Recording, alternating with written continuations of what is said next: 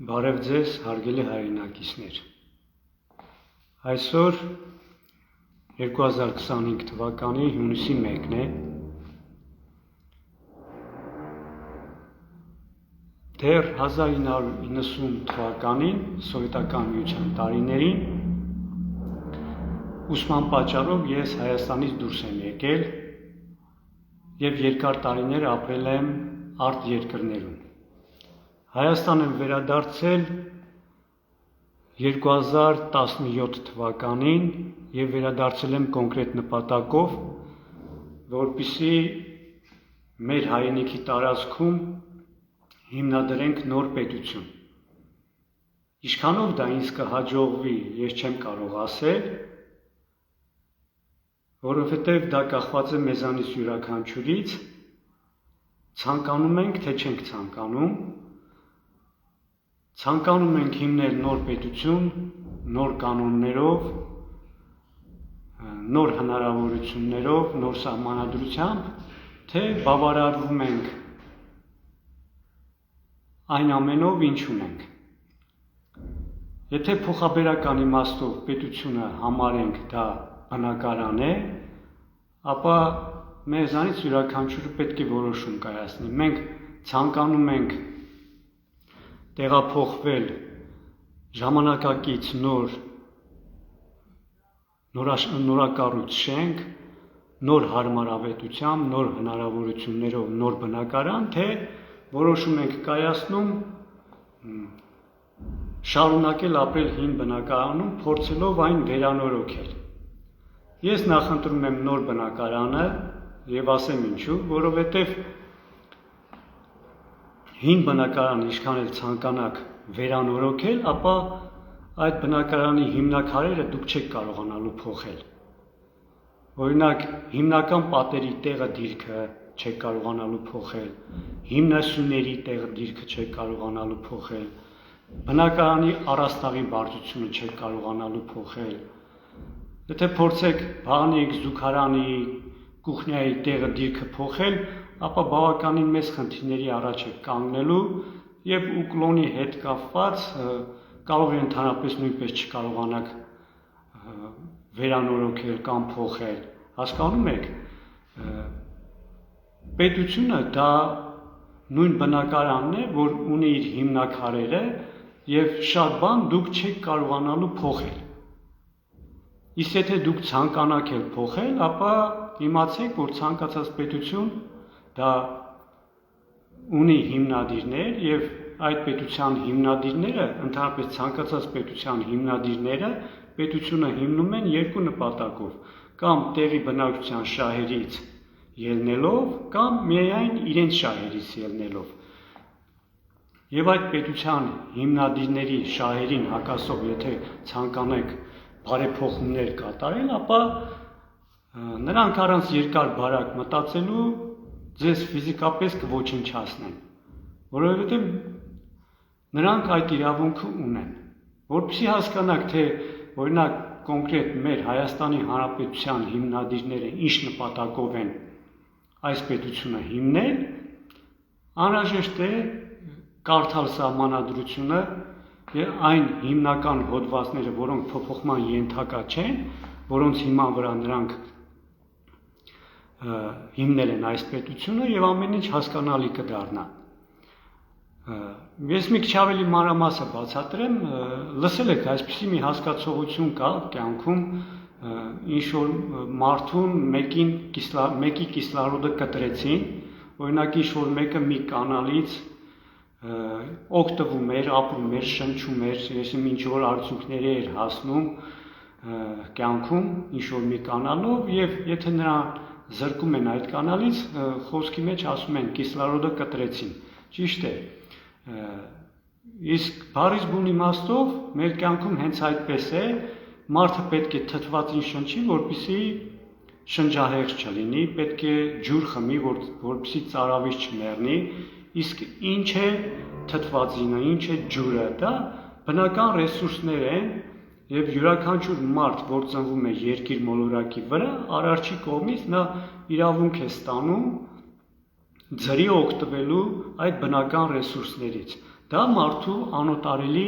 իրավունքներն են, բնածին իրավունքներն են, որ մարդուն յուրաքանչյուր մարդուն տրվում է իր ծննդյան օրվանից եւ ոչ ոք իրավունք չունի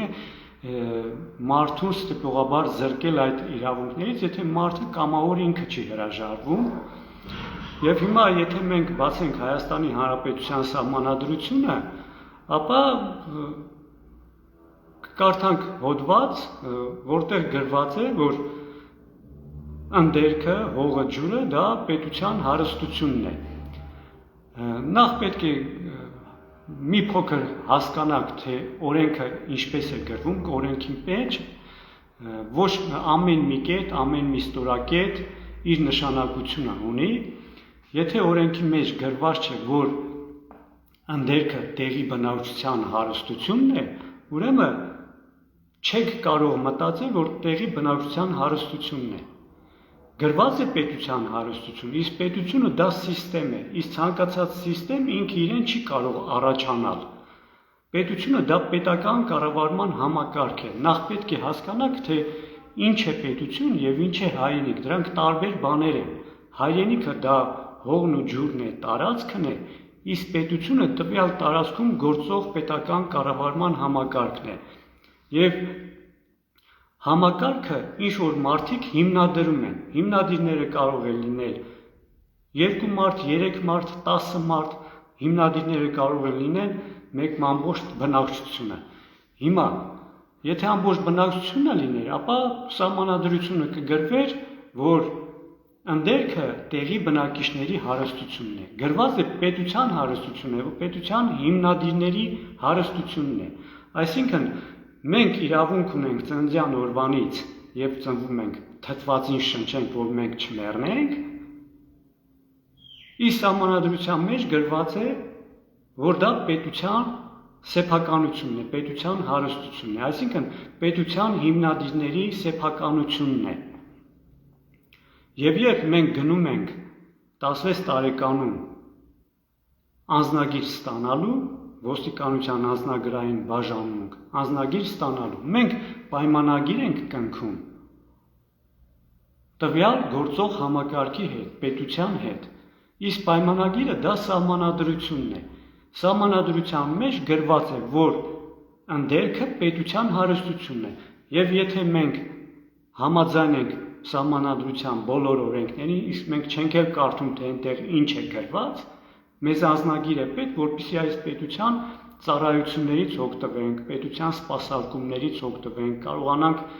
կրթություն ստանալ, ինչ-որտեղ աշխատանքի ընդունվել, հասկանում եք։ Մենք ուշադրություն չենք դարձնում, որ մեզ զրկել են մեր իրավունքից, մեր անոտարելի իրավունքներից, թթվածին շնչելու իրավունքից։ Մենք կամավոր հրաժարվել ենք, որովհետև անձնագրի մասին օրենքում գրված է, որ անձնագիր ստանալը կամավոր է։ Այսինքն մենք կամավոր հրաժարվում ենք այն բնական ռեսուրսներից, որը մեր հարստությունն է, որը մեզ տվել է արարիչը, որպես մարդ արարած լույս աշխարհ ենք եկել։ Դա մեր տգիտության, դա մեր չիմացության, դա մեր, ինչ ասեմ, անգրագիտության հետևանքն է, որ մենք տեղյակ չենք եղել, որ կարող են մեզ այդպես հիմարացնել ու մեր բնական ռեսուրսներից մեզ զրկել։ Հիմա, եթե գրված է պետության հարստությունն է, ուրեմն դա մեր հարստությունը չէ այլևս, բնական ռեսուրսները, իսկ մթնոլորտում թթվածին ինչպես է առաջանում։ Առաջանում է այլ բնական ռեսուրսների փոխադարձ կապի շնորհիվ, ճիշտ է, հողի, ջրի, բուսականության, արևի փոխադարձ կապի շնորհիվ մթնոլորտում թթվածին է առաջանում։ Եվ այդ թթվածինը մեզ, քանի որ այլևս մեր հարստությունը չէ, մենք հրաժարվել ենք, տվել ենք ինչ-որ մեկին, սահմանադրության մեջ գրված է պետության հարստությունն է։ Ուրեմն այդ պետության հիմնադիրները, եթե մենք համը հանենք, իրենց շահերին հակառակ գործողություններ սկսենք, իօգուտ մեր տեղի բնակչությանը բոլորիս, որպեսզի օրինակ ցանկանում ենք սահմանադրությունը փոխել եւ գրել, որ ընդերքը տեղի բնակչության հարստությունն է, որպեսզի յուրաքանչյուր տեղի բնակիչ դառնա բաժնետեր օգտակար հանածոների բոլոր հանքերի շահագործումից, դառնանք բաժնետել մեր հաշվի համարին, որ ինչ-որ գումար փոխանցվի։ Հասկանում եք, ուրեմն հիմնադիրները իրավունք ունեն ֆիզիկապես մեզ ոչնչացնել։ Իրենց հարստությունն է, այլևս մեր հարստությունը չէ, մենք տվել ենք իրենց։ Սա այնքան հասարակ բան է, ես 7 տարի բացատրում եմ, ես չգիտեմ ինչու չեք ընդունում։ 16 տարեկանում մենք բոլորս հրաժարվում ենք մեր բնածին իրավունքներից, մեր անոտարելի իրավունքներից, կամավոր, և հետո մտածում եք, թե ինչու ենք այս վիճակում։ Եթե վաղը նույնիսկ ընտրություններ լինի, ես իմանամ Հայաստանում, նախասեմ, արդյոք ես նպատակ ունեմ իշխանություն ձևավորելու, կառավարություն ձևավորելու, որպեսզի այս իրավիճակից դուրս գանք, այո, ունեմ, բայց եթե վաղը լինի ընտրություններ, այս գործող համակարգում Փաշինյան Նիկոլի կառավարությունը ընտրություններ անցկացնի, ապահովի ընտրություններ, որպեսզի լինեն, ես չեմ մասնակցի, եթե նույնիսկ իմանամ 2 միլիոն տեղի բնակիչներ, ինձ կաջակցեն, կընտրեն ինձ, որպեսզի ես մասնակցեմ, պետք է ես անձնագիր ունենամ, իսկ եթե ես անձնագիր ունեմ ու մասնակցում եմ, նախ ամեն պատճառ կգտնեն, որպեսզի այս հիմնադիրները, որպեսզի ես չմասնակցեմ, ամեն պատճառ, իսկ եթե չկարողանան ինձ խանգարել, որպեսզի ես մասնակցեմ, իմանալով հանդերձ, որ բոլորդ ինձ եք ընտրելու, ապա նրանք ինձ ֆիզիկապես կարող են իրավունք ունեն ըստ սահմանադրության ոչնչացնել, որովհետև ես ստանալով անձնագիր պարտավորվում եմ ապրել Հայաստանի Հանրապետության սահմանադրությամբ։ Ես իրավունք չունեմ խախտելու, գրված է պետության հարստությունն է, թթվածինը, մթնոլորտը, դա պետության հարստությունն է։ Իմ կիսլարոդը կարող են կտրել, քանի որ նրանք գիտեն, ես իրենց մարդը չեմ։ Ձեզ օրինակ Վազգեն Սարգսյանը, Կարեն Դեմիրճյանը, օրը ցերեկով դրեցին ու գնդակը հրեցին։ Որովհետև նրանք չգիտեին, այս ինֆորմացիան չգիտեին։ Եթե դուք մտածում եք սիստեմի ներսից կարող եք սիստեմի հիմնադիրների շահերին հակասող բարեփոխումներ կատարեք, դուք դեռ չեք հասունացել, դուք միամիտ եք, դուք չեք հասկանում մեր աշխարհում իրականությունը ով է ձևավորում, եւ այս պետության հիմնադիրները, Հայաստանի Հանրապետության պետության հիմնադիրները ովքեր են։ Այդ իսկ պատճառով ես այլ ճանապարհ եմ տեսնում, որ անհրաժեշտ է փլուզել այս համակարգը, ինչպես փլուզել դա արդեն ուրիշ թեմա է, ես չեմ խոսելու այսօր դրա մասին, թեկուզ ունեմ հաղորդումներ, բազմաթիվ հաղորդումներ, ինչպես դա իրականացնել, անհրաժեշտ է փլուզել ներկա գործող համակարգը պետությունը եւ հիմնել մեր հայրենիքի տարածքում նոր պետություն։ Եվ այդ պետությունը հիմնելու այս նպատակը իրագործելու համար ես 2018 թվականից Հայաստանում ծավալել եմ քաղաքական եւ հասարակական գործունեություն։ Այսօր ես ձեզ ցանկանում եմ ներկայացնել, թե ինչ արդյունքների եմ հասել այդ գործունեության մեջ, իսկ դրանից ելնելով դուք կարող եք ձեր համար պարզել մի շատ կարևոր հարցի պատասխան, Կարեն ջան, բարև։ Դուք կարող եք պարզել մի շատ կարևոր հարցի պատասխան, թե ինչն է պատճառը, որ արդեն 30 տարուց ավել է, մեր ժողովուրդը չի կարողանում մեր երկրում իշխանության բերել մի մարդու, որը իր թիմով կարողանա հզորացնել մեր երկիրը, բարելավել մեր կյանքի պայմանները եւ բարձրացնել կյանքի մակարդակը։ Այն ինֆորմացիան, որը ես ձեզ կտամ այսօր, ձեզ կօգնի ճիշտ ընտրություն կատարեք, իմանաք, լսելով ինչ-որ մի քաղաքական գործիչի, հասկանաք այդ քաղաքական գործիչին արժե լսել ընդհանրապես։ Խորհուրդ կտամ մի 3-4 հարցազրույց կամ ելույթ լսել տվյալ գործիչի կողմից եւ 3-4 անգամ լսելուց հետո իմ տված ինֆորմացիայի հիման վրա դուք եզրակացություն կատարեք, որ սա հերթական Նիկոլն է, դա հերթական Քոչարյանն է, սա հերթական եսիմ, սրանց հետևից գնալ պետք չէ, սրանց աջակցել պետք չի։ Հիմա ինչ եմ ուզում ձեզ ասել, ժողովուրդ ջան։ Նայեք, մեր կյանքում ամեն ինչ ունի իր մակարդակները։ Վերցնենք հասարակ մաթեմատիկան։ Տարական դասարաններում մենք անցնում ենք թվաբանություն,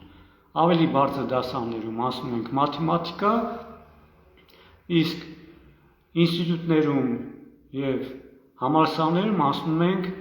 բարձրագույն մաթեմատիկա։ Շախմատը ունի իր մակարդակները, շախմատիստը կարող է լինել առաջին կարգի, երկրորդ, երրորդ, մի քիչ ավելի բարձր մակարդակ, դա վարպետության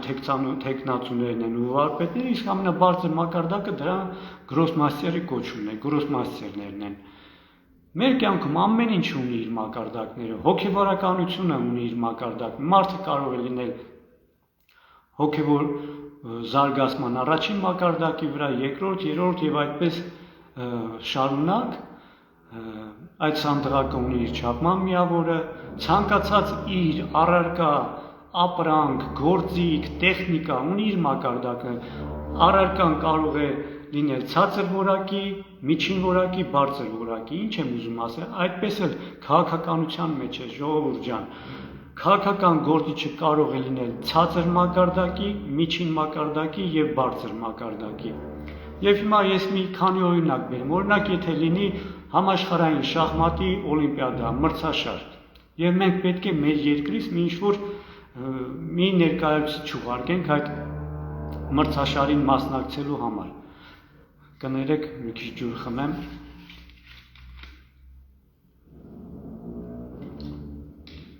Մենք ում կուղարկենք այդ մրցաշարին։ Հասարակ սկսնակ առաջին, երկրորդ, երրորդ կարգային շախմատիստի, թե ամենաբարձր մակարդակի շախմատիստին։ Պարզ է, չէ՞ պատասխանը, որ մենք գրոսմաստեր կուղարկենք մեր երկրից։ Լինի մաթեմատիկայի օլիմպիադա, ում կուղարկենք, հասարակ թվաբանություն իմացողին, թե բարձրագույն մաթեմատիկա իմացողին։ Պատասխանը շատ պարզ է, ում կուղարկենք։ Այդ նույն կերպ է քաղաքականության մեջ։ Եթե մենք ցանկանում ենք, որպեսզի մեր կյանքը փոխենք, մեր երկիրը հզորացնենք, մենք պետք է ամենաբարձր մակարդակի քաղաքական գործիչ ընտրենք, աջակցենք։ Իսկ ինչպես հասկանանք, թե տվյալ քաղաքական գործիչը ինչ մակարդակի է։ Դա կախված է, ժողովուրդ ջան, թե տվյալ գործիչը ինչից է խոսում, ումից է խոսում եւ ինչ է խոսում։ Դա դժվար բան չի, մի 3-4 անգամ լսեք այդ գործիչին ու եզրակացություն կատարեք, որ այդ նույն սրիգաները, դա սրանց լսել պետք չի, սրանց աջակցել պետք չի։ Հիմա ես դες ասեմ, թե որ մակարդակի քաղաքական գործիչը ինչից է խոսում։ Դրա համար նորից օրինակներ բերեմ, մի օրինակ բերեմ շախմատից, մի օրինակ բերեմ մեր կյանքից։ Օրինակ շախմատի մեջ, թե տվյալ շախմատային խաղը, ինչպիսի ավարտ կունենա, ումից ավելի շատ կախված շախմատիստներից, թե շախմատային դաշտի վրա գտնվող ֆիգուրաներից օրինակ։ Շատ պարզ է, չէ՞, բոլորդ էլ կպատասխանեք, որ իհարկե շախմատիստներից է կախված։ Շախմատիստն է որոշում կայացնում, թե զինվորը Ե2 դաշտից քայլ կատարի Ե3 թե Ե4։ Շախմատիստն է որոշում ձին B1 դաշտից քայլ կատարի A3 թե C3։ Այսինքն շախմատի մեջ կա հրաման տվողներ եւ որոշում կայացնողներ, հրաման տվողներ եւ կան հրաման կատարողներ։ Հրաման կատարողները դրանք շախմատային դաշտի վրա գտնվող ֆիգուրաներն են, նրանցից ոչ մի բան կախված չի։ Նրանք ընդհանրապես հրաման կատարողներն են։ Մեր կյանքից օրինակ բերեմ, օրինակ 44-օրյա պատերազմի ժամանակ, ումից էր կախված, թե այդ պատերազմը ինչպիսի ընթացք ունենա, ինչպիսի ավարտ կունենա։ Այս մեր ճակերտավոր գերագույն գլխավոր հրամանատար Փաշինյան Նիկոլից, թե սահմանի վրա կանգնած մեր տղաներից, մեր երեխաներից, մեր զինվորներից։ Իդեպ մի բան եմ ուզում ասել, հիշեցի, շատ հաճախակի միշտ ուզում եմ ասել, նայեք, Նիկոլը ինձ համար Փաշինյան Նիկոլա, ոչ թե Նիկոլ Փաշինյան։ Ինձ համար Լևոն Տեր-Պետրոսյան չի, այլ Պետրոսյան Լևոնը։ Ինձ համար Ռոբերտ Քոչարյան չի, Քոչարյան Ռոբերտը։ Ինձ համար Սերժ Սարգսյան չի, Սարգսյան Սերժը։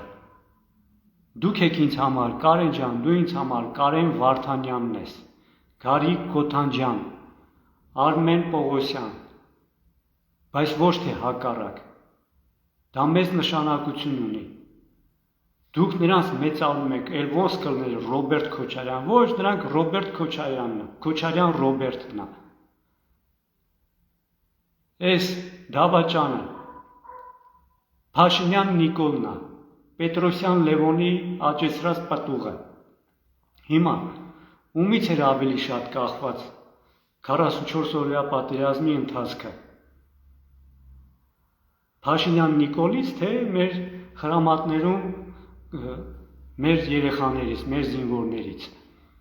Նայեք, ես չեմ կասկածում մեր տղաների, մեր զինվորների ինքնազոհության մեջ, հանուն հայրենիքի, չեմ կասկածում նրանց խիզախության մեջ, քաջության մեջ, ազգասիրության մեջ, հայրենասիրության մեջ, բայց արդյոք բավարար էր այդ հատկանիշները, որpիսի նրանք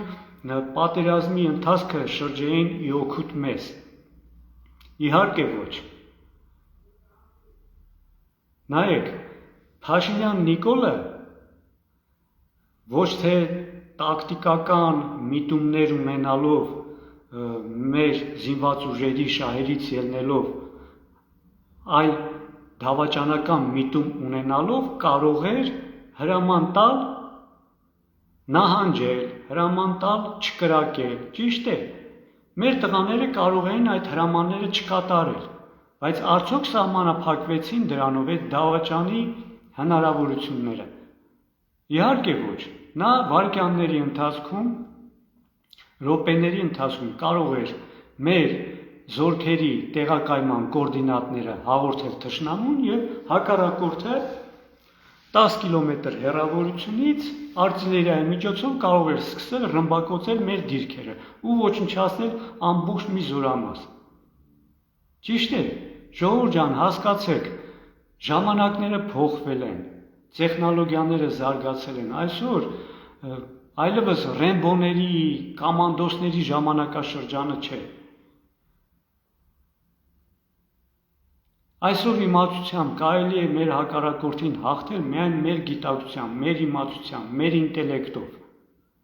Այլևս ռեմբոների ժամանակաշրջանը չէ։ Մոռացեք, ես մի, չգիտեմ, մոտավորապես 1 ամիս առաջ ես Փաշինյան Նիկոլը,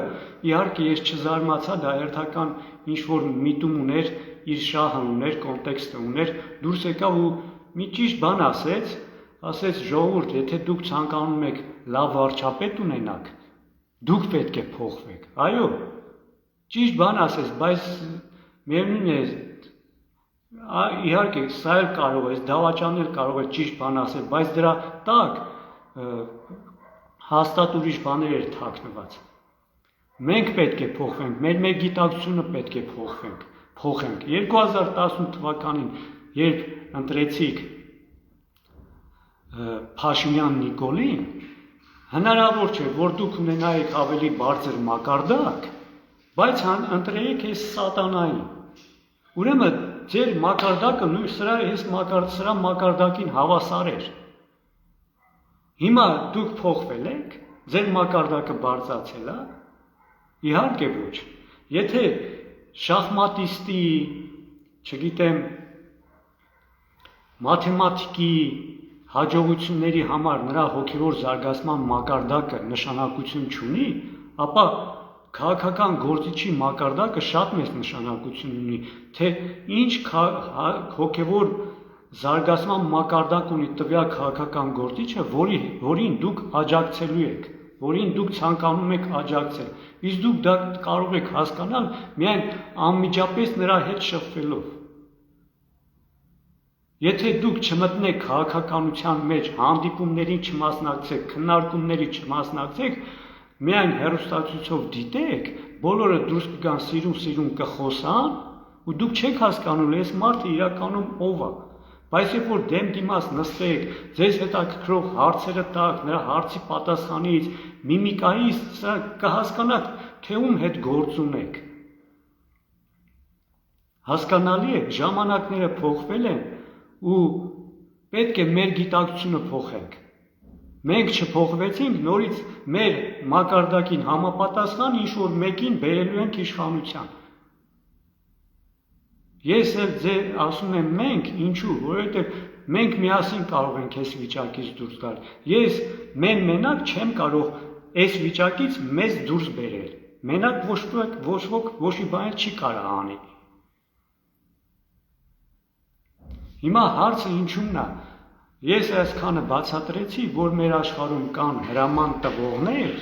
եւ հրաման կատարողներ։ Արի ջան, բարի։ Մեր իրականությունը հրաման կատարողները չեն ձևավորում։ Մեր իրականությունը ձևավորում են հրաման տվողները։ Իսկ հիմա Փաշինյան Նիկոլը հրաման տվող է, թե կատարող։ Նույնպես։ Փաշինյան Նիկոլը իր ենթակայության տակ ունի նախարարներ, չէ՞։ Նրանք կատարում են այն, ինչ հրամայում է Փաշինյան Նիկոլը։ Իսկ Փաշինյան Նիկոլը ընդհանրապես ինքնուրույն որոշում կայացնելու իրավունք ունի, թե ինքն էլ ինչ-որ մեկին ծառայում է։ Ով էր դուք չգիտեք ով է Փաշինյան Նիկոլը։ Լևոնի աճեցրած պտուղը, չի։ Հայաստանում կա մի մարդ, որ չի իմանում ով է Փաշինյան Նիկոլը։ Իսկ ով էր Պետրոսյան Լևոնը, մինչև 90 թվականը մեկը ճանաչում էր Պետրոսյան Լևոնին։ Մի հատ մատենադարանի սովորական աշխատակից էր, չէ՞։ Մեկը գիտեր կարող է իր մոտիկները, իր բարեկամները, հարազատները գիտեին իրեն, որ աշխատում է մատենադարանում։ Բայց մենք ամբողջությամբ ժողովուրդ, մենք գիտեինք ով է Պետրոսյան Լևոնը։ Ու ոնց ստացվեց, որ դարձավ համազգային շարժման առաջնորդ, պատահական էլի, ու հետո էլ դարձավ առաջին նախագահ, հա, պատահականորեն էլի ինձ։ Ժողովուրդ ջան, մեր կյանքում պատահական ոչ մի բան տեղի չի ունենում։ Ուրիշ օրինակ բերեմ, Պուտին Վլադիմիրը, մեկը ճանաչում էր Վլադիմիրին, այդ Վովային, թե ով է Վովան։ Ելցինի կառավարման տարիներին։ Մեկ օրվա մեջ իմացանք, որ Ելցինի հաջորդողը այդ Վովան է։ Ով էր նա։ ԿԳԲ-ի սովորական շարքային ծառայող։ Ու դուք կարծում եք, թե շարքային ծառայողն էս պատահական դարձավ բան, հա։ Այդ մեծ պետության նախագահ, հա, պատահականորեն։ Նա ԿԳԲ-ի շարքային ծառայող էր, նա հրաման կատարող էր։ Եվ այսօր նա հրաման կատարող է։ Ինչ է, մտածում եք դարձավ պետության նախագահ, ԿԳԲ-ի ծառայությունից դուրս եկավ։ Կամ լուրեր են տարածված, որ 2007 թվականին այդ Վովային սպանել են։ Նա իբր թե ցանկանում էր ազգայնացնել Ռուսաստանի ֆինանսական սիստեմը եւ նրան դրա համար սպանել են։ Եթե դա իրականություն չեմ կարող, չգիտեմ, դա իրականություն է թե չէ, բայց երբ որ նայում ենք Պուտինին, մեծ տարբերություն կա։ Մենք բոլորս էլ հասկանում ենք, որ ոնց որ դվայնիկները լինեն, հին Պուտինը չկա։ Այսինքն, եթե նա ցանկացավ այդ պետության հիմնադիրների շահերին հակասող ինչ-որ որոշում կայացնել, ազգայնացնել Ռուսաստանի ֆինանսական սիստեմը, նրան սպանել են 2007 թվականին ընտրություններից առաջ։ Հիմա ճիշտ է, սխալ է, ես չգիտեմ։ Հասկանում եք, նույնը մեզանից յուրաքանչյուրի հետ տեղի կունենա, եթե դուք ունեք անձնագիր ու այս պետության ներսում ցանկանաք հիմնադիրների, շահերին հակասող գործողություններ կատարեք, նրանց համար ձեզ ոչնչած, նրանք իրավական հիմունքներ ունեն, ըստ սահմանադրության ձեզ ֆիզիկապես, ձեր կիսլարոդը կտրեն։ Ով հիմա Պուտինը հասկանում եք, ինչ անես ծառայության մեջ չի, եկել իր համար ունեց դարձել է պետության ղեկավար ու իր համար նես պատերազմներ է սկսել, հարձակվել է Ուկրաինայի վրա։ Սրանք բոլորը այս պետության ղեկավարները հրաման կատարողներ են։ Բոլոր աշխարհի բոլոր պետությունների ղեկավարները դրանք ընդհանուր ծառայության մեջ են։ Հիմա ովքեր են իսկ հրաման տվողները, ովքեր են։ Հրաման տվողները դրանք աշխարհի տերերն են, աշխարհի մոնոպոլիստներն են։ Կարելի է ասել, որ գոյություն ունի գաղտնի համաշխարհային կառավարություն։ Այնպես չէ, ինչպես այդ Փաշինյան Նիկոլի կառավարությունը ամենօրյա աշխատանքային ռեժիմով գնում են գործի։ Այդպիսի կառավարություն չի։ Դա Ես փոխաբերական իմաստով եմ ասում գաղտնի համաշխարհային կառավարություն, որ կա մի կենտրոն, կան ուժեր, համաշխարհային ուժեր, դրանք ընտանիքներ են, կլաններ են, որ մեծ կարողությունների են հասել տարբեր ճանապարհներով, եւ նրանք հանդիպումներ են ունենում միմյանց հետ, ոչ թե ընտանիքի առաջնորդները, այլ նրանք իրենց հավատարիմ ծառաներին, իրենց իրավաբաններին, իրենց ներկայացուցիչներին ուղարկում են այդ հանդիպումներին, լսելու ինչ է տեղի ունենում, իրենց առաջարկությունները անելու համար, իրենց որոշումները ներկայացնելու համար, բայց այդ ընտանիքները սրբություն չունեն, եթե գողական աշխարհում նայել եք կնքահայրը կինոնկարը, գողական աշխարհում կան ընտանիքներ, գողեր, զակոնի գողեր, նրանք հանդիպումներ են անցկացնում, նրանց մեջ կանոններ կան, եւ ինչ որ մեկը այդ կանոններից դուրս է գալիս, ժամանակին այդպես է եղել, հիմա ես տեղյակ չեմ, այդպես է թե ոչ, եթե այդ կանոններից դուրս են գալիս, ապա նա կանոնային զրկում են, որովհետեւ կանոնները խախտել է, իսկ այն կառավարությունը, որից մասին ես խոսում եմ, այն ուժերը, սրանց մոտ կանոններ չկա, ամեն մի ընտանիք գործում է իր շահերից ելնելով։ Նա կարող է համագործակցել մի ընտանիքի հետ, բայց իր համար միշտ նա ցանկանում է միշտ կոզրի տուզ ունենալ, մի քանի ջոկերներ ունենալ, որպեսզի անհրաժեշտ պահին, երբ տուպիկի առաջ կանգնեցնեն իրեն, ինքը օգտագործի այդ ջոկերները, հարվածի, թիկունքից միշտ շահելով հաղթող դուրս գա։ Սրանք սրբություն չունեն այդ ընտանիքները։ Այդ ընտանիքները աշխարհի տերերն են, բնական ռեսուրսների, օգտակար հանածոների շահագործողներն են։ Նրանք, որ այս աշխարհում հիմա ես հեռախոսով խոսում եմ, իրենք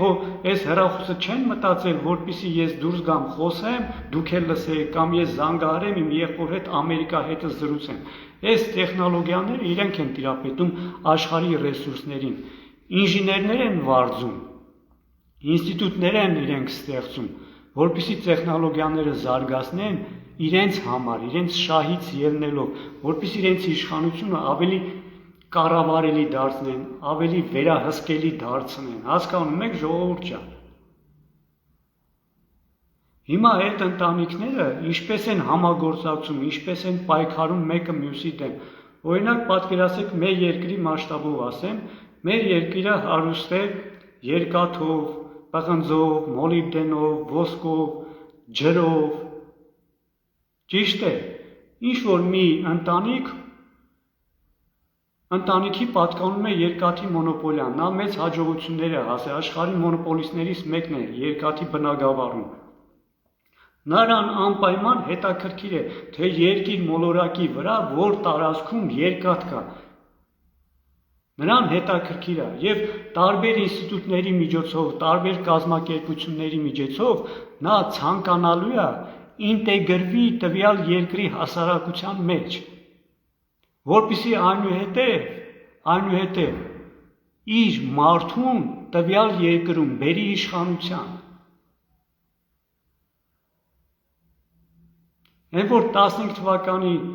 Պետրոսյան Լևոնը դուրս եկավ Ազատության հրապարակում ելույթ ունեցավ, ասեց,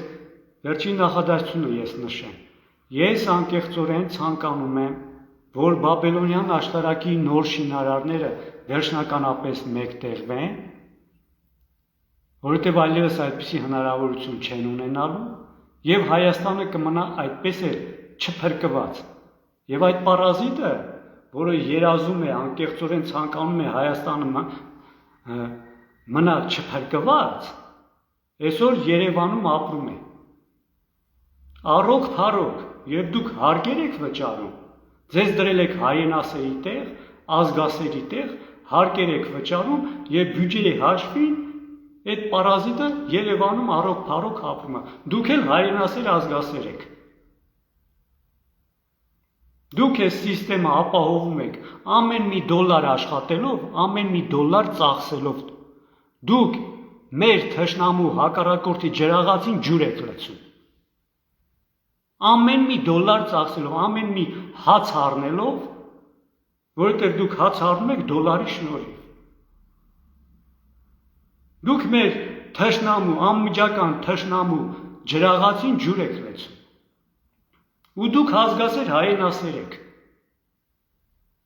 Բա ոնց կլինի, դուք զրկվեք ձեր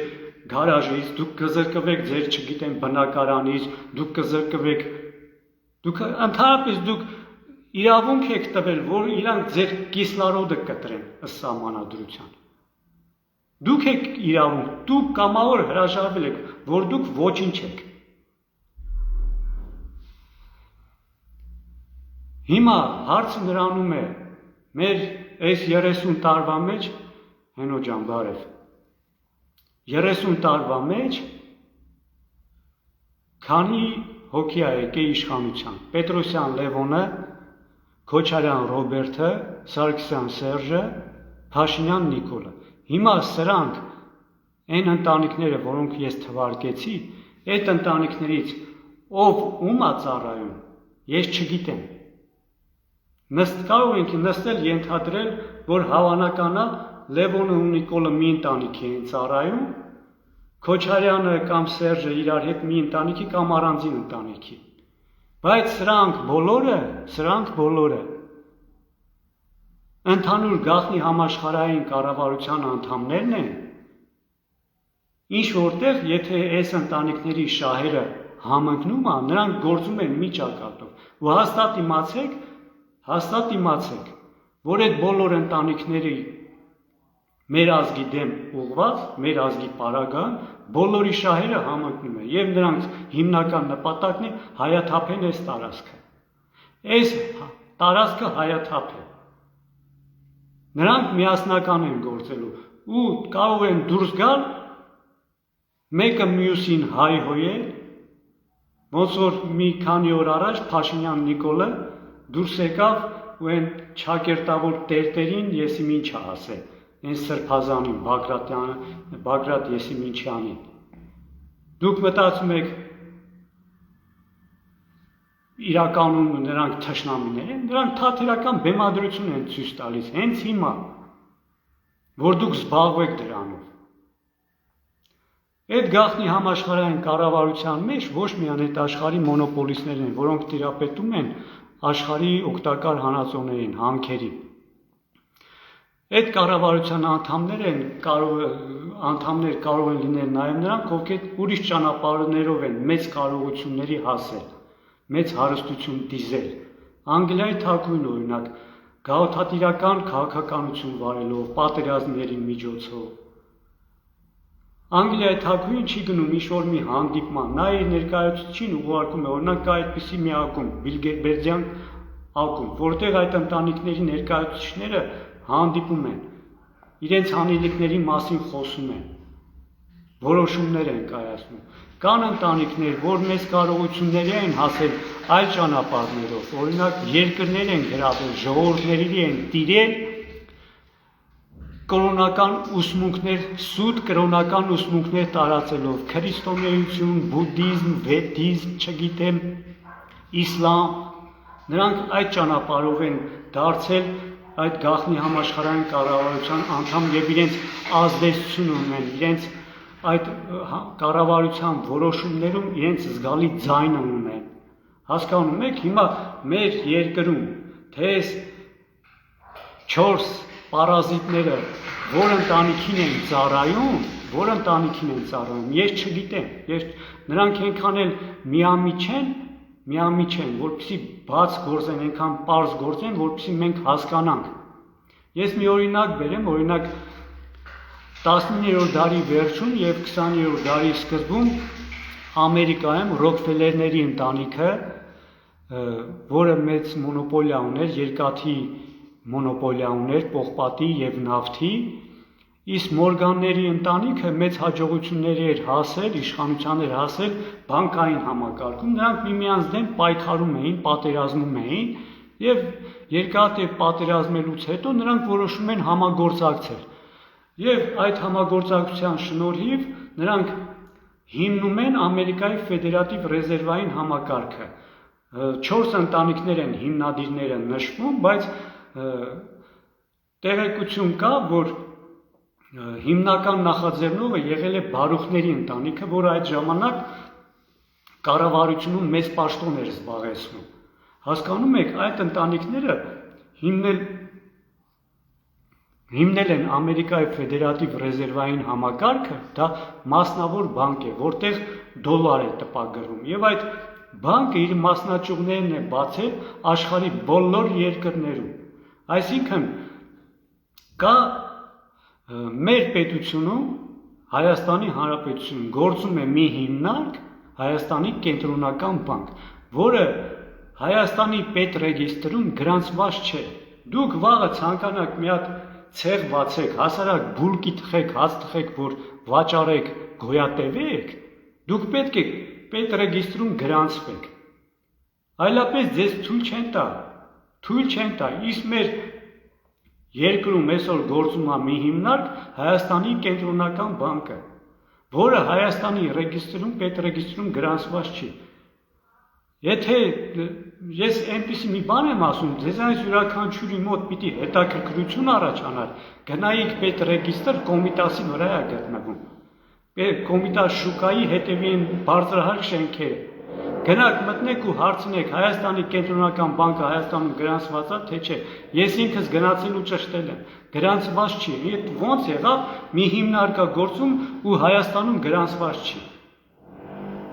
Ու այդ հիմնարկի որոշումները, որ կայացվում է, կենտրոնական բանկը Հայաստանի կառավարության հետ, իշխանության հետ ընդհանրապես որևէ կապ չունի։ Նա ծառայում է իր տերերին։ Տերերը ովքեր են, որտեղ որ ինքը գրանցված է այդ կենտրոնական բանկը, նրանք էլ իր տերերն են։ Ամերիկայում, Ֆլորիդա շտատում, աշխարհի բոլոր պետությունների կենտրոնական բանկերը գրանցված են Ամերիկայում, Ամերիկայի ֆեդերատիվ ռեզերվային համակարգի այդ մասնավոր բանկի մասնաճյուղերն են։ Հիմա այդ գաղտնի համաշխարհային կառավարության անդամները ամեն մեկը ձգտում է իր մոնոպոլիան զարգացնելու, իր հարստությունը ավելացնելու համար ամեն երկրում ցանկանում է իր մարդուն բերի իշխանության։ Հիմա ոնց դուք հասկանաք, թե տվյալ քաղաքական գործիչը, որը դուրս է գալիս իրեն հայրենասերի, ազգասերի տեղ դրած, ժողովուրդ դիմում է ձեզ, որ դուք գրաք իրան աջակցեք, որ ինքը գա իշխանության ու ձեր կյանքը լավացնի։ Մտեք ինտերնետ, մտեք մի հատ հեռուստատեսություն, ինչից ես որ խոսեցի հիմա։ Մատերիս վրա ես կարամ հաշվեմ, ես 5 մատերս նույնիսկ շատ են, այդքան քաղաքական գործիչներ չկան, որոնք խոսեն այդ մասին։ Դուք նրանց խոսելու, թե ինչից են խոսում։ Դուք պետք է հասկանաք սրանք ովքեր են, ինչ մակարդակ են։ Հիմա ես ներկայացնեմ ամենացածր մակարդակի քաղաքական գործիչները դուրս են գալու ու խոսեն, իմանում եք, Ռուսաստանը էս ասավ, Ֆրանսիան էս ասավ, Ամերիկան էս ասավ, կամ Պուտինը գնաց ընդե, Նիկոլը էս գնաց ստե, Էրդոգանը Այսինքն խոսելու են սրանցից, Էրդոգանից, Պուտինից, Ալիևից, Մակրոնից, Տրամպից, դրանք ցածր մակարդակի քաղաքական գործիչներն են։ Դրանք բաժանվում են երկու խմբի։ Կան գործիչներ, որ չեն այո, իրանք ազնիվ են, արդար են, բայց այնքան չեն հասունացել, որ հասկանան, սրանք հրաման կատարողներ են, Պուտինը, Նիկոլը, Ալիևը, Էրդոգանը, այն գաղտնի աշխարհի մոնոպոլիստների հրամանները, որոշումները կատարողներն են։ Դեռ չեն հասունացել։ Դրա համար իրանք խոսում են Պուտինից, Ալիևից ու Նիկոլից։ Բայց կան էլի քաղաքական գործիչներ, որ խոսում են Պուտինից, Ալիևից, Էրդոգանից, ուրեմն նրանք այդ ընդհանուր լափամանից օգտվում են։ Նրանք էլ խոսում են այդ պարազիտներից, որպեսզի դուք մտածեք, որ մեր իրականությունը ձևավորում է Նիկոլը, Պուտինը, Ալիևը, Տրամպը, Ռուսաստանը, Ֆրանսիան, հասկանում եք, դրանք միտումնավոր լափամանից օգտվում են ու երբեք չեն խոսա Ռոքֆելերի ընտանիքի անունը չեն տա, Ռոթշիլդների անունը չեն տա։ Եթե տանել շատ զգուշությամբ, կամ ընդհանրապես չեն խոսում այդ մասին։ Դրանք ցածր մակարդակի քաղաքական գործիչներն են, որոնք մեր իրականությունից հեռու են կամ էլ պարազիտներ են, սնվում են, նույն աղբյուրներից սնվում են։ Միջին մակարդակի քաղաքական գործիչներն ովքեր են, որոնք որոշակիորեն խոսում են այդ ինչից ես ասացի, այդ ընտանիքներից։ Իդեպ այսօր առավոտյան այսօր ես մի հատ տեսանյութ եմ հրապարակել իմ Facebook-յան էջից, ռուսերեն լեզվով է, եթե ձեզ հետաքրքրի մտեք նայեք, որտեղ մի ուրիշ հասարակական գործիչ իր պատկերացմամբ, իր գիտակցությամբ է ներկայացնում այն ամենը, ինչ ես ձեզ ասացի, մասոնների մասին է խոսում, այդ Ռոթշիլդների, Ռոքֆելերների, Անգլիայի թագուհուն, իլյումինատորների մասին է խոսում։ Հասկանում եք, մտեք ու նայեք, որպեսզի դուք պատկերացնեք, թե մեր իրականություն ձևավորողները ովքեր են, սրանք Պուտին, սրանք գոյություն չունեն, սրանք ծառաներ են։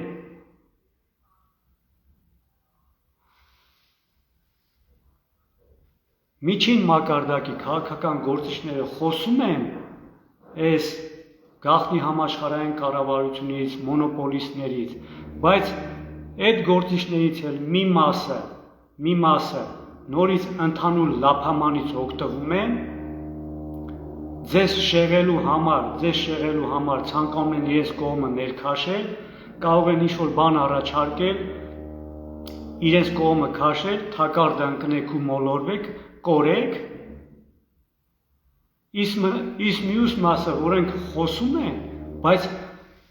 երբ որ ես նշեցի հոգևոր զարգացման մակարդակը շատ մեծ նշանակություն ունի քաղաքական գործիչի, այդ քաղաքական գործիչները ցածր մակարդակի հոգևոր զարգացում ունեն եւ նրանք չեն հասկանում, որ սիստեմի մեջ իրենք սիստեմից գաղափար ունեն, հասկանում են, որ ովքեր են այս աշխարհը կառավարում, բայց սիստեմի ներսից առաջինը պետք է իրենց ինքնասիրությունը թույլ չտան, նրանք պետք է այդ սիստեմից դուրս գան, անձնագրով դուրս գան, որպեսզի կարողանան այդ ինչ-որ ցանկություններ ունեն իրականացնել մարդկության համար, ես ինչ գիտեմ, ազգի համար։ Դրա համար հոգևոր զարգացման մակարդակը պետք է բարձր լինի։ Իսկ եթե սիստեմի մեջ են, նրանք պատկերացում չունեն, որ իրենց Ռեմբոյի տեղ են դրել, թե չգիտեմ ինչի տեղ են դրել, ուզում են սիստեմի մեջ սիստեմի հիմնադիրների շահերին հակասող բարեփոխումներ կատարել։ Չեք հասունացել, ուրեմն չեն հասունացել, դրանք միջին մակարդակի ազնիվ են, բայց չեն հասունացել դեռ։ Այն մակարդակի չեն հասել, որ հասկանան, եթե դու սիստեմի մեջ ես, դու հացդ կերել ես, դու չես կարա մի բան անես, շատ տզվզած օրը ցերեկով քեզ գնդակահար է։ կդնեն ու առանց մտածելու, եւ արարիչը քեզ չի պաշտպանելու, դու կամավոր ես մտել այդ սիստեմի մեջ, արարիչը Աստվածը քեզ պիտի պաշտպանի ոչ, արարիչը հարգում է քո ընտրությունը, որ դու մտել ես այդ սիստեմի մեջ, դու կամավոր ես մտել այդ սիստեմի մեջ, պիտի արարիչը քեզ պաշտպանի, հարգում է քո ընտրությունը, դե հիմա մտել ես պարազիտների սիստեմի մեջ, ուզում ես այդ պարազիտական սիստեմը բարեփոխես դարձնես իդեալական, այդ պարազիտներն էլ ասում են, հա, բարև ձեզ, եկեք, մենք մեր խելքը չի կտրում, ինչ փոխենք, եկեք դուք փոխեք, էլի, հա, որ այս երկիր մոլորակի բնակչությունը լավ ապրի, հա, իրենց նպատակն է ձեզ շահագործեն, ձեր բնական անոտարելի իրավունքները ձեր ձեռքից ձեզ զրկեն, որպեսզի դուք կամավոր հրաժարվեք եւ ձեր հաշվին դուք որպեսզի իրենց զավոդներում աշխատեք, երկու թուղթ տպագրեն դոլար անունը, տան, որ դուք այն մյուս ամիս, մինչև այդ ամսվա ընթացքում այդ փողերը ծախսեք, մյուս ամիս նույնիսկ գնաք իրենց զավոդում աշխատեք։ Սա է սիստեմը։ Իսկ ամենաբարձր մակարդակի քաղաքական գործիչը դուք արդեն պետք է կռահաս լինեիք, հասկանայիք, ով ցանկանում է այս սիստեմը փլուզել, այս սիստեմը կարելի է փլուզել միայն սիստեմից դուրս գալով։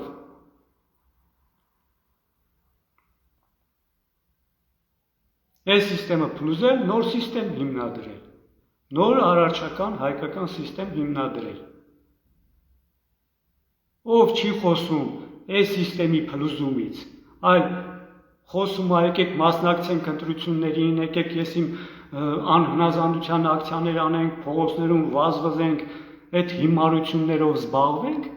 գնացեք, 30 տարի է դրանով զբաղվում եք, գնացեք մի 100 տարի է զբաղվեք, մինչև կհասկանաք ալիքը ինչ է ասում։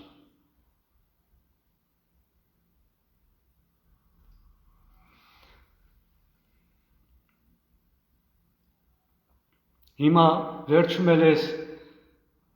Նիկոլի հայտարարությունից ասեմ ու վերջացնեմ այսօրվա ելույթը, դուրս եկավ են տերտերին ասես գնա ես իմ քերուտ կնգան հետ ես իմ ինչեր արեք, հասկացեք, սա թատիրական բեմադրությունն է, ես ընկեր ունեմ, լավ խոսք ունի, ասում է ճտիկով են սրանք ճտիկ ունեն, ճտիկը միացրել են, ասել են հելեք իրար դեմ, իրար հայհոյեք, ու սրանք հելնում են իրար դեմ հայհոյում, թատրոն են ցույց տալիս, դուք զբաղվեք այդ թատրոնով, ժամանակ իրանք շահեն, իրենց գործերը իրականացնելու համար, ինչքան ժամանակ շահեն, այնքան իրանց օգուտ։ Բոլոր տերտերները, ովքեր մտել են եկեղեցի, 1 տարի հետո դուրս չեն եկել այդ կառույցից։ Ու իմացեք, կամ չեն հասկացել դեռ ուր են մտել, ու գիտակցությունները ցածր է, չեն հասկացել թե ուր են մտել, կամ էլ հասկացել իրենց ձեռ է տալիս, ձրի ապրում են։ Ես ասացի գաղտնի համաշխարհային կառավարության անդամներից, ընտանիքներից ոմանք երկիներ են գրավել, տարածքներ են գրավել, ժողովուրդներ են գրավել, նրանց հարստությունների են տիրապետել, սուտ կրոնների միջոցով, ուսմունքների միջոցով, քրիստոնեության միջոցով, իսլամի միջոցով,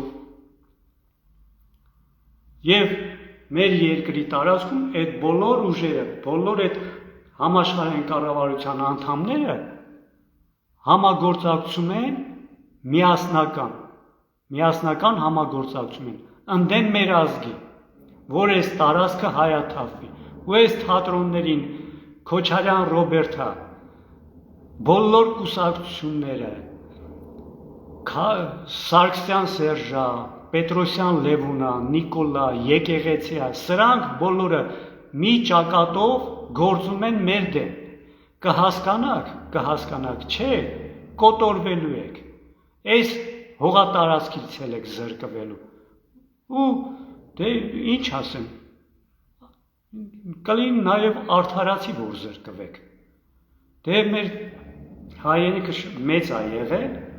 մնացել է 1/10 մասը, Սրան նրան եք հավատում, դրա համար այսօրին եք։ Մենք կարող ենք մեր հակառակորդին հաղթել միայն մեր իմացությամբ, մեր ինտելեկտով, արարչական գաղափարախոսությամբ եւ հիմա մեկ նախադասությամբ ընդամենը այդ արարչական գաղափարախոսությունը գաղափարը ես ձեզ ասեմ դադարեցնել համագործակցությունը անարդարության հետ։ Սա անարդար համակարգ է։ Չդադարեցրեցիք համագործակցությունը, անձնագրով կնքել եք համաձայնություն, անձնագիրը հանձնելով դադարեցնում եք։ Եվ դա պետք է անել միասնական։ Ինչպես ես ամեն ինչ մտածել եմ։ Ցանկանում եք մեր կյանքը փոխվի։ Զանգահարեք ինձ, հանդիպենք եւ հերթական քայլերի միջոցով արդյոք ես ունեմ ծրագիր, արդյոք ես ունեմ թիմ։ Այո, ամեն ինչ նախապատրաստված է։ Քայլերի հերթականությամբ սրանց այս պարազիտներին իրաց տեղը նստացնենք։ Եթե չեք ցանկանում այս ճանապարհով, կարող է մեկը ես իմ ինչ կորցնեի, ես իմ չգիտեմ գարաժ կորցնի, ոչինչ բանել չեք մտածում, ձեր մտավախությունը դրեք մի կողմ։